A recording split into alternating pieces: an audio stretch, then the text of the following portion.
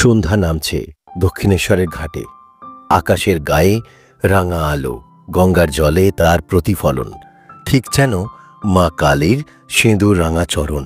শাঁখ বাজছে, ধূপকাঠির ধোঁয়া বাতাসে মিশে এক অদ্ভুত পবিত্রতা ছড়িয়ে দিচ্ছে। মন্দির প্রাঙ্গণে ভক্তদের ভিড়, কেউ বসে জপ করছে, কেউ ঠাকুরের দর্শনের অপেক্ষায়।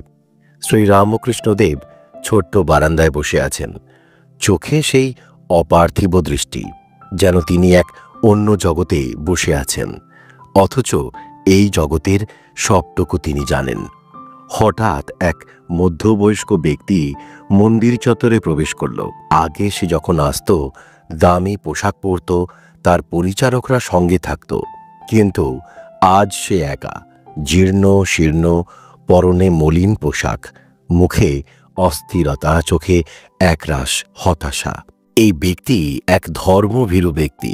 সকল গরিব দুঃখী ভিক্ষুকদের জামা কাপড় দান করতেন, খাবার দান করতেন, কিন্তু পরিবর্তে তাদের কাছ থেকে একটা জিনিস দাবি করতেন।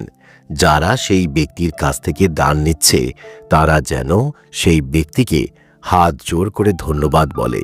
যে এটা করত না, তাকে শাস্তি দিতেন। একদিন তার ব্যবসার খুব ক্ষতি হলো। নদী পথে তার বজরাগুলি পণ্য নিয়ে বাণিজ্য করতে যাওয়ার সময় ডুবে গেল। সেই ব্যক্তি হত দরিদ্র হয়ে গেল। দক্ষিণেশ্বরে মা কালীর কাছে প্রার্থনা করতে এসে যখন শ্রী রামকৃষ্ণদেবের সাথে তিনি দেখা করতে গেলেন, রামকৃষ্ণদেব তাকে দেখে বললেন, জানিস তো, আমাদের যা কিছু সব মা কালী দিয়েছেন। তুই যদি গরিব মানুষকে একটু সাহায্য করে ভাবিস তুই অনেক বড় দানি, তাহলে ভুল রে, অহংকার ত্যাগ কর। সে এসে ঠাকুরের সামনে দাঁড়ালো। রামকৃষ্ণদেব একটু মুচকি হাসলেন। কি রে, আজ মা কালীর দরজায়? এতদিন তো নিজের দানেই নিজেকে ঈশ্বর ভাবতিস। ব্যক্তিটির চোখ ছলছল করে উঠল। ঠাকুর, আমি তো সারা জীবন গরিবদের দান করেছি, ভালো কাজ করেছি, তাহলে মা কালী আমার সর্বনাশ করলেন কেন? শ্রী রামকৃষ্ণদেব গভীর দৃষ্টিতে তার দিকে তাকালেন। তুই কি সত্যি দান করেছিস, নাকি গরিবদের কাছ থেকে ধন্যবাদ কুড়িয়ে তোর অহংকার পূরণ করিয়েছিস? লোকটি হতভম্ব। ঠাকুর, আমি তো শুধু চাইতাম যারা আমার থেকে কিছু নেবে তারা অন্তত ধন্যবাদটুকু তো দেবে। রামকৃষ্ণদেব হেসে বললেন, তুই কি মা কালীর কাছে ধন্যবাদ দিয়েছিস যে তুই দানের সামর্থ্য পেয়েছিলি? ব্যক্তিটি কাঁপতে লাগলো। আমি তো ভেবেছিলাম আমার ভালো কাজের জন্য মা কালী খুশি হবেন, কিন্তু এখন তো আমি পথে বসেছি। আমি ওনাকে প্রার্থনা করেছি যদি সবকিছু ফিরিয়ে দেন তাহলে সোনা দিয়ে মাকে সাজিয়ে দেব। শুনেই শ্রী রামকৃষ্ণদেবের মুখ কঠিন হয়ে উঠল। তুই মা কালীকে কিনতে এসছিস? তুই ভাবি সোনা দিয়ে মাকে সাজালে তিনি তোকে সব ফিরিয়ে দেবেন? ব্যক্তিটি অসহায়ভাবে বলল, কিন্তু ঠাকুর, আমি যদি কিছু হারাই তবে মা কি তা ফিরিয়ে দেবেন না? রামকৃষ্ণদেব হেসে বললেন, মা কাউকে কিছু দেন না, কাউকে কিছু নেনও না, মা শুধু ভক্তের হৃদয় চান। ব্যক্তিটি কাঁদতে কাঁদতে বসে পড়ল। তাহলে ঠাকুর, আমার সর্বস্ব হারিয়ে আমি কি শিখলাম? শ্রী রামকৃষ্ণদেব বললেন, তুই শিখলি যে দান মানে বিনিময় নয়, দান মানে মা কালীকে সন্তুষ্ট করার উপায় নয়, দান মানে নিজের অহংকার বিসর্জন। ব্যক্তিটি বোঝার চেষ্টা করল, তাহলে কি আমি কখনো আমার সুখ আর ফিরে পাবো না? শ্রী রামকৃষ্ণদেব মৃদু হেসে বললেন, যেদিন তুই বিনিময় ছাড়া ভালোবাসতে শিখবি, সেদিন সুখ তোর কাছে নিজে এসে বসবে। ব্যক্তির চোখ থেকে জল গড়িয়ে পড়তে লাগলো।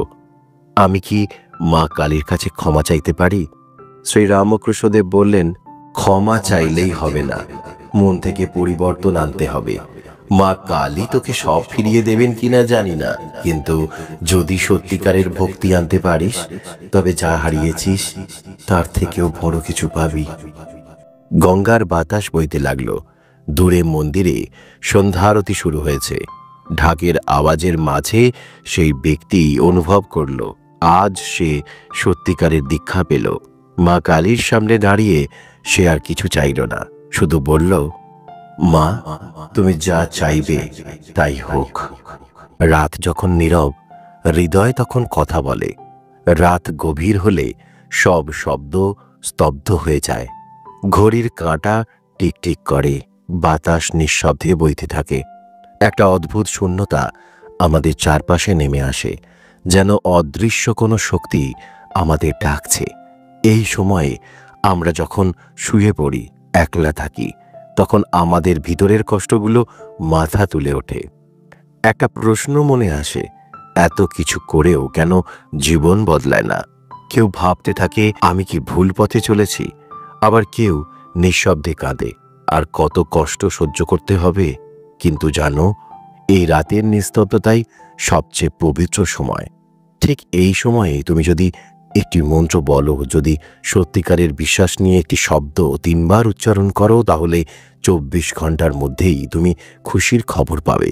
কিন্তু মন্ত্র তো শুধু কিছু শব্দ নয়, মন্ত্র হলো বিশ্বাস, অনুভূতি, আত্মসমর্পণ।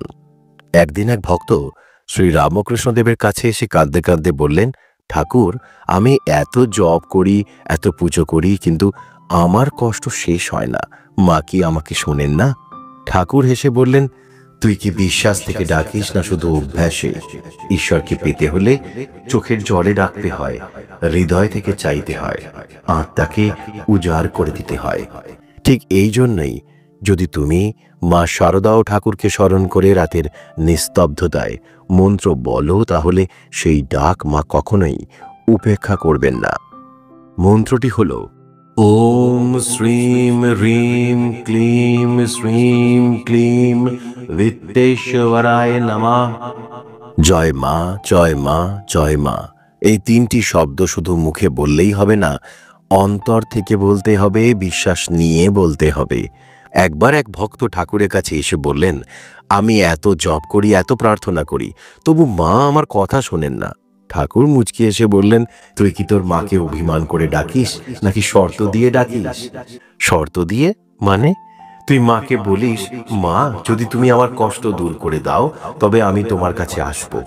ভক্ত নীরব হয়ে গেলেন। শ্রী রামকৃষ্ণদেব বললেন, ভালোবাসায় কোনো শর্ত থাকে না রে। আগে নিজের সবকিছু দিয়ে মাকে ভালোবাস, তারপর দেখবি মা তোকে এক মুহূর্তের জন্য ছেড়ে যাবেন না। তাই আজ রাতেই শর্ত ছাড়া নিঃস্বার্থভাবে মাকে ডাকো, তার চরণে নিজেকে সমর্পণ করো, চোখের জলের অন্তরের সব কষ্ট ধুয়ে ফেলো। দেখবে মা তোমার জীবন বদলে দেবেন।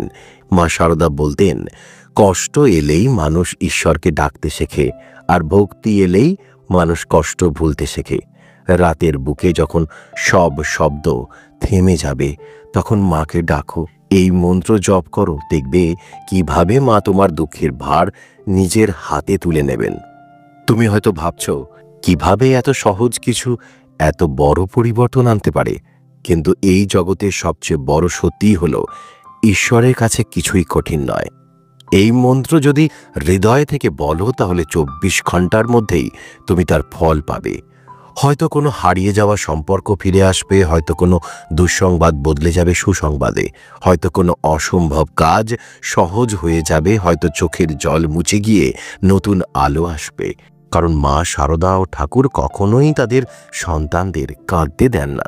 তবে মনে রেখো, শুধু মন্ত্র নয়, দরকার বিশ্বাস, হৃদয়ের অনুভূতি আর আত্মসমর্পণ। আজ রাতেই ঘুমানোর আগে যখন চারপাশ নিঃশব্দ, তখন চোখ বন্ধ করে 3 বার বলবে এই মন্ত্রটি। মনে মনে মা শারদার চরণে মাথা রেখে ঠাকুরকে অনুভব করো, তারপর ঘুমিয়ে পড়ো। দেখবে 24 ঘন্টার মধ্যে একটা না একটা অলৌকিক পরিবর্তন তোমার জীবনে ঘটবেই। কারণ মা কখনোই তার সন্তানদের ডাক উপেক্ষা করেন না। তুমি কি বিশ্বাস করো? তাহলে আজ রাতেই চেষ্টা করে দেখো না। রাত গভীর হলেই একটা অদ্ভুত শূন্যতা নেমে আসে। দিনের আলোতে যে কষ্টগুলো লুকিয়ে রাখি, রাতের অন্ধকারে সেগুলো চোখের জলে ভেসে ওঠে। তাকিয়ে দেখি বিছানার এক কোনায় শূন্যতা, বুকের ভিতরে একটা চাপা দীর্ঘশ্বাস। ঘড়ির কাঁটা এগিয়ে চলে, কিন্তু মনে হয় জীবন যেন থমকে গেছে। কেন এমন হয়? কেন এত দুঃখ আমাদের জীবনকে জড়িয়ে ধরে? কেন মনে হয় সুখ যেন আমাদের কপালেই নেই? যখন কেউ পাশে থাকে না, যখন কেউ বোঝে না তোমাকে, তখন কি সত্যি কেউ আছে? আমাদের দিকে তাকিয়ে? হ্যাঁ, আছেন।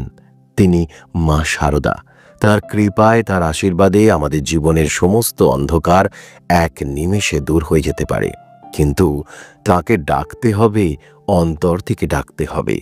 মা শারদা বলতেন, যদি মন থেকে ডাকতে পারিস তাহলে মা কখনো ফিরিয়ে দেবেন না। একমাত্র মাই জানেন তার সন্তানের কষ্ট। তার কাছে যেতে কোনো বড় বড় মন্ত্রের দরকার নেই, কোনো বড় পুজোর দরকার নেই, আড়ম্বরের প্রয়োজন নেই। শুধু চাই বিশ্বাস, অন্তরের কান্না আর একটুখানি শরণাগতি। আজ রাতে শুয়ে পড়ার সময় চোখ বন্ধ করো, 3 বার বলো, জয় মা, জয় মা, জয় মা। এটা শুধু একটা শব্দ নয়, এটা একটা ডাক, একটা বিশ্বাস, একটা আত্মসমর্পণ। যখন মাকে ডেকেও চোখের কোণে জল এসে যাবে, তখনই মা তোমার হাত ধরবেন। তুমি হয়তো ভাবছো, এভাবে কি সত্যি কিছু বদলাবে? শোনো, মা শারদা কখনো তার সন্তানদের কাঁদতে দেন না। আজ যদি তুমি অন্তর থেকে মাকে ডাকো, তবে 24 ঘন্টার মধ্যেই তুমি এক অলৌকিক পরিবর্তন দেখবে। হয়তো এমন একটা খুশির খবর আসবে যা তুমি কখনো কল্পনাও করনি। হয়তো এমন কোনো বাধা দূর হয়ে যাবে যা তোমাকে দিনের পর দিন কষ্ট দিচ্ছিল। হয়তো এমন কোনো সম্পর্ক ফিরে আসবে যা মনে করেছিলে চিরদিনের মতো হারিয়ে গেছে। মা যদি সন্তানের ডাক শুনে না ফিরতেন, তাহলে কি শ্রী রামকৃষ্ণদেব বলতেন, একবার মাকে ডেকে দেখ, আর কিছুই লাগবে না? এই রাত, এই নিস্তব্ধতা, এই কান্না, সব কিছুর শেষে একদিন ভোর আসবে। সেই ভোরের আলো যদি সত্যিই তোমার জীবনে আনতে চাও, তাহলে আজ রাতেই চেষ্টা করো। শুয়ে পড়ো, চোখ বন্ধ করো, আর 3 বার মাকে ডাকো। মা কখনোই তার সন্তানের প্রার্থনা ফেলবেন না। তুমি কি বিশ্বাস করো? তাহলে আজ রাতেই অবশ্যই চেষ্টা করে দেখো।